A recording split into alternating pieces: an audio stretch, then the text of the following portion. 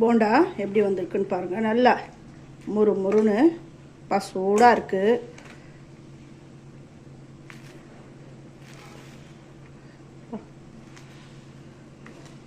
ரொம்ப நல்லா வந்திருக்கு.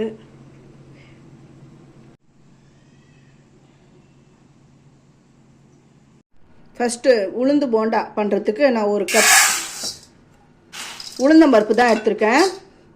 உங்களுக்கு என்ன அளவோ அந்த மாதிரி எடுத்துக்கோங்க.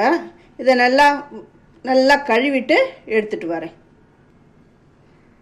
நல்லா கழுவி எடுத்துன்னு வந்துட்டேன். இப்போ இதை முழுகிற அளவுக்கு தண்ணி விட்டுக்கோங்க. இது 1 மணி நேரம் நல்லா ஊறட்டும். அப்படியே ரெஸ்ட்டில் விட்டுடுங்க. இதுக்கப்புறம் ஒரு முக்கியமான ஒரு டிப்ஸ் ஒன்று நான் சொல்கிறேன். இந்த உளுந்து ஊற வைக்கும் பொழுது இந்த ஐஸ் ட்ரேயில் தண்ணி விட்டு ஃப்ரிட்ஜில் வச்சுக்கோங்க, ஃப்ரீசரில் வச்சுடுங்க. ஏன் அப்படி வைக்கணும் அப்படின்றத நான் இந்த மாவு அரைக்கும் பொழுதே உங்களுக்கு நான் சொல்கிறேன். இந்த போண்டா செய்யும் பொழுது அந்த மாவுக்கு சேர்க்க போகிற பொருட்கள்லாம் பார்த்துக்கோங்க. மிளகு, இந்த மிளகை அரைச்சி அந்த பொடியை போட போகிறேன். ஏன்னா முழு மிளகு போட்டால் எல்லாம் தூக்கி போட்டுடுவாங்க. அதனால் அரைச்சி பொடி பண்ணி போடுறேன். கருவேப்பிலை, வெங்காயம், பச்சை மிளகாய், அப்புறம் உப்பு கொஞ்சம் சேர்ப்பேன் டேஸ்ட்டுக்கு. உளுந்து நல்லா ஊறிடுது. ஊறின உளுந்தை இந்த மிக்ஸி ஜாரில் சேர்க்குறேன். இந்த உளுந்து ஊறின தண்ணியை வேஸ்ட் பண்ணக்கூடாது. அது எப்படிங்கிறத நான் உங்களுக்கு சொல்கிறேன். இது உளுந்து ஊறின தண்ணி. இந்த ஐஸ் க்யூப் இருக்குது பாருங்கள், அதை எடுத்து இதில் போட்டிங்கன்னாலுமே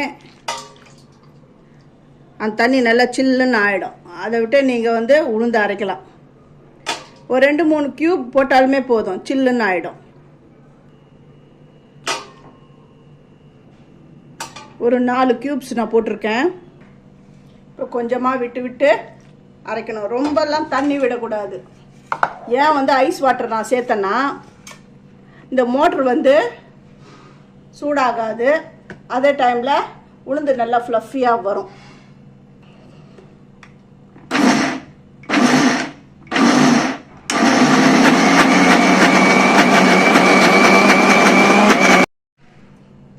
இந்த மாதிரி அரைச்சிக்கணும்.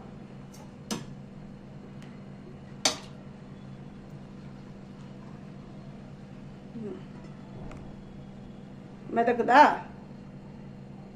இந்த மாதிரி அரைச்சிக்கோங்க.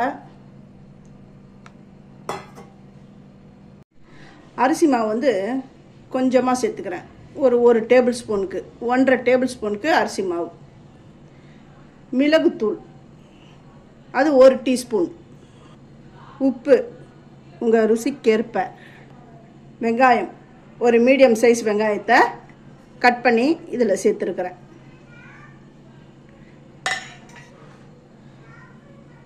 கருவேப்பிலை ஒரு ஆர்க்கு தான் நான் சேர்த்துருக்கேன்.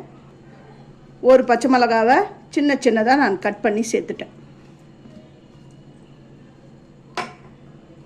இதை நல்லா இப்படி பீட் பண்ணிக்கணும் ஒரே சைடாக. பாத்திரம் கொஞ்சம் பெருசாக எடுத்துக்கோங்க. நான் சின்னதாக எடுத்துட்டேன்.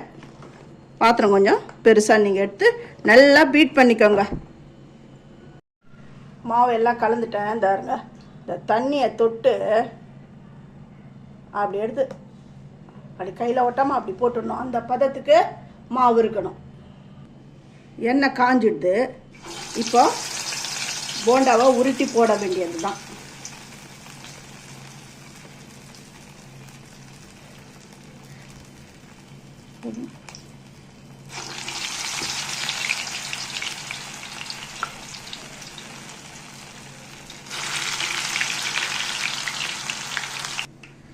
ஒரு பக்கம் வெந்த உடனே அடுத்த பக்கம் ஜென்டிலாக அப்படியே திருப்பி போட்டுவிடுங்க.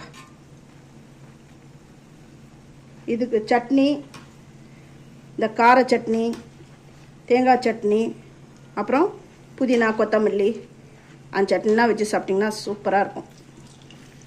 சாம்பார் கூட வச்சு சாப்பிட்லாம். நம்ம இஷ்டம்தான். நீங்கள் உங்களுக்கு எப்படியோ இந்த குட்டி குட்டியாக கூட நீங்கள் பிடிச்சி போட்டுக்கோங்க. டீ கடை போண்டா நல்லா வெந்துட்டுருக்கு. இது நல்லா இன்னும் கிறிஸ்பாக பொன்னிறமாக வரணும். நல்லா கோல்டன் ப்ரௌனில் நல்லா வெந்துடுது. இப்போ நான் இதை எடுத்துடுறேன். எடுத்துட்டு அடுத்த போண்டா போட போகிறேன்.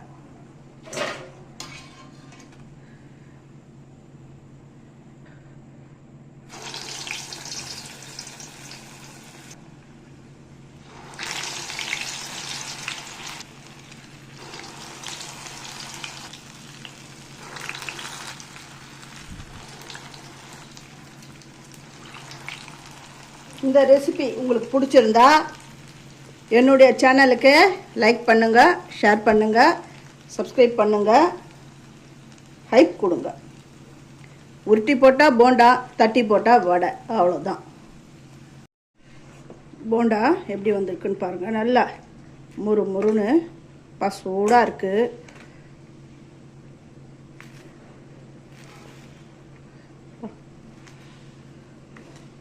ரொம்ப நல்லா வந்திருக்கு. இதை நீங்கள் உங்கள் வீட்டில் செஞ்சு பார்த்துட்டு எப்படி வந்ததுன்னு எனக்கு கமெண்ட் பண்ணுங்கள். இந்த சூடான போண்டாவில் சட்னி அப்படி விட்டு சாப்பிட்டா ஒன்றா இருக்கும். இதை நீங்கள் உங்கள் வீட்டில் ட்ரை பண்ணி பாருங்கள். இந்த மாதிரி போண்டாவை செஞ்சு கொடுங்க. செஞ்சு கொடுத்தீங்கன்னா யாருமே வேண்டான்னே சொல்ல மாட்டாங்க. தேங்க்யூ.